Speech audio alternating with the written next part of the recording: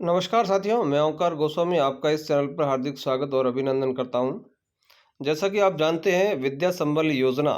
कल से प्रारंभ हो रही है और आज 1 नवंबर को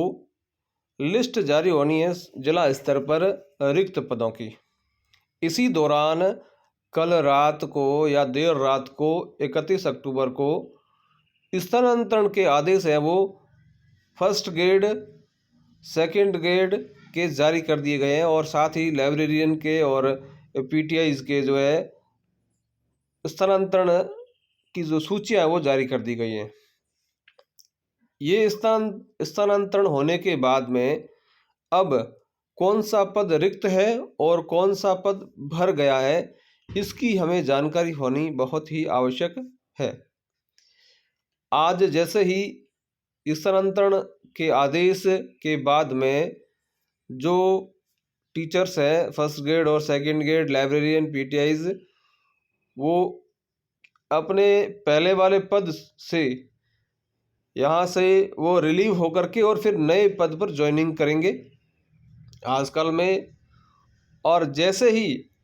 वो अपने पद से रिलीव होते हैं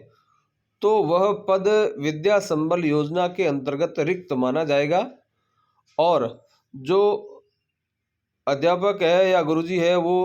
इस पद को रिलीव करके यानी कि वैकेंट करके जा रहे हैं और अगली किसी स्कूल में जहाँ पर ये ज्वाइन कर रहे हैं वहाँ वह पोस्ट वैकेंट थी और विद्या संबल में योजना में वैकेंट शो की गई थी कल या आज, या कहें कि सीबीओ स्तर पर और डीओ स्तर पर कुछ जिलों की सूचियां भी जारी हो गई है। तो हालांकि वो विद्या संबल योजना में रिक्त पहले से शो हो गई है, लेकिन आज जैसे ही वो वहाँ पर ज्वाइन करेंगे तो वह पोस्ट है वो भर जाएगी और आप ऐसे पदों पर आवेदन न करें यदि आपको जानकारी में है कि अमुक पोस्ट के लिए हम अमुक विद्यालय में विद्या संबल योजना के अंतर्गत आवेदन कर रहे हैं और स्थानांतरण से यह सीट है वो भर चुकी है या स्थानांतरण आदेश हो गए हैं इस सीट के लिए, तो आप वहाँ पर किसी भी सूरत में आवेदन अपना नहीं भरें। और जिस जगह से पोस्ट खाली हो गई है आप वहाँ से अभी 2 से 4 तक जब तक आवेदन भरे जाते हैं तब तक उसका इंतज़ार करें और उसके बाद में आप जो फॉर्म है वो 2 या 3 या 4 तारीख को जैसे ही यहाँ के जो स्टाफ हैं वो रिलीव होते हैं तो आप वहाँ पर आवेदन कर दीजिए। तो ये सबसे नवीनतम अपडेट है आज की। और स्थानांतरण की सूची यदि आपके पास में है तो आप उस सूची में देख करके भी पता लगा सकते हैं कि कौन से स्थान से ट्रांसफ़र हो चुका है और कौन सा वैकेंट हुआ है और कौन सा आगे वाला भर चुका है। ये जो दोनों ही जो स्थान है जो खाली हो चुका है स्थानांतरण से वह और जो ट्रांसफ़र से भर गया है, दोनों ही ट्रांसफ़र की लिस्ट में शो हो जाते हैं, आपको मालूम पड़ जाएगा। तो आप विद्या संबल योजना के अंतर्गत आवेदन करते समय इस बात का जरूर ध्यान रखें कि अमुक पोस्ट कहीं भरने वाली तो नहीं है। यदि भरने वाली है तो आप वहाँ पर आवेदन न कीजिए और कोई पोस्ट अभी खाली होने वाली है तो आप उसका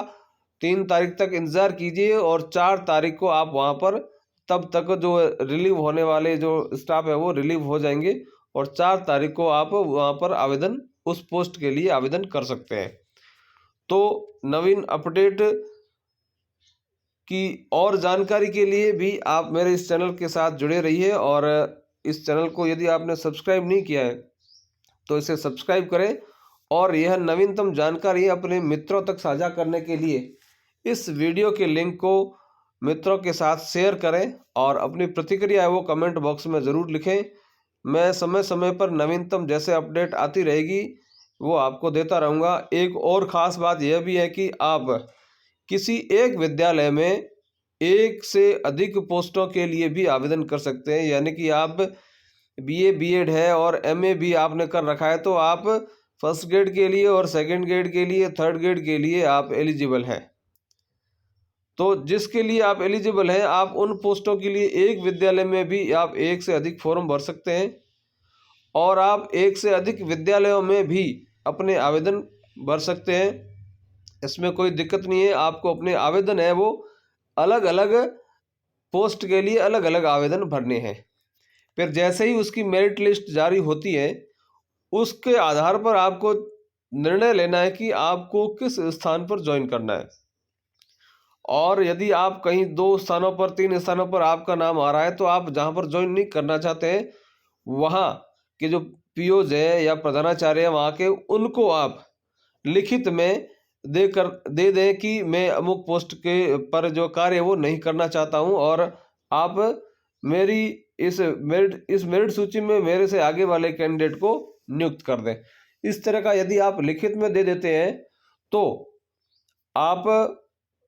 दूसरे कैंडिडेट को भी समय पर ज्वाइन करने के लिए मौका दे सकते हैं। तो आपको फॉर्म भरने की स्वतंत्रता है, कहीं पर भी कितने भी फॉर्म भरें। एक स्कूल में एक पोस्ट के लिए एक फॉर्म है, और दूसरी पोस्ट पे यदि सेकंड ग्रेड और फर्स्ट ग्रेड दोनों के लिए भर सकते हैं। भरना चाहते हैं तो आप दोनों के लिए, एक स्कूल में वैकेंट यदि पोस्ट है तो वहाँ पर दोनों के लिए आप अप्लाई कर सकते हो, इसमें कोई दिक्कत नहीं है। और तीनों में भी कर सकते हो। कई स्कूल ऐसी है जहाँ पर बहुत सारे पद है वो रिक्त है, तो वहाँ पर आप तीनों में भी आप जो है आवेदन कर सकते हैं। साथ जो डॉक्यूमेंट है वो आपको अलग से लगाने पड़ेंगे, और डॉक्यूमेंट में आपके जो 10वीं 12वीं और बीए की तीनों की मार्कशीट है, और 3 सालों की, और बीएड की मार्कशीट, और साथ ही एमए की, और आपके जो आवश्यक दस्तावेज हैं, जैसे आपका जो जाति प्रमाण पत्र है, मूल निवास है, आपके जो 2 चरित्र प्रमाण पत्र है जो गजटेड से लिए हो, और आपका जो फोटो और शपथ पत्र जो आपको सादे कागज़ पर है, नीचे साइन करके आपको देना है, जमा करना है। तो ये जो सारी है डिटेल है वो आप ने मेरे पिछले वीडियो में भी आपने सुनी होगी, और अब भी बता रहा हूँ कि ये सारी जो डिटेल, ये जो सारी जो जानकारी है, ये मैं इसलिए बता रहा हूँ कि आप फॉर्म आसानी से भर सकें। और फॉर्म भरते समय ये जितनी भी चीज़ें बताइए ये सारी आपको सबमिट करनी है प्रत्येक फॉर्म के साथ में। तो पहली तो है कि स्थानांतरण के बाद में आपको वैकेंट पोस्टों की जानकारी होनी चाहिए, और कौन सा भर गया है, कौन सा वैकेंट है। दूसरी बात है कि आप जो है वो एक से अधिक आवेदन कर सकते हैं, एक ही विद्यालय में भी कर सकते हैं और बहुत सारे विद्यालयों में भी कर सकते हैं, तो इसमें कोई दिक्कत नहीं है। आप निश्चिंत होकर विद्या संबल योजना का, राजस्थान सरकार की योजना का लाभ उठाइए। इसी तरह की नवीनतम जानकारी के लिए इस चैनल पर बने रहिए। फिर मिलते हैं एक नई जानकारी के साथ। जय हिंद।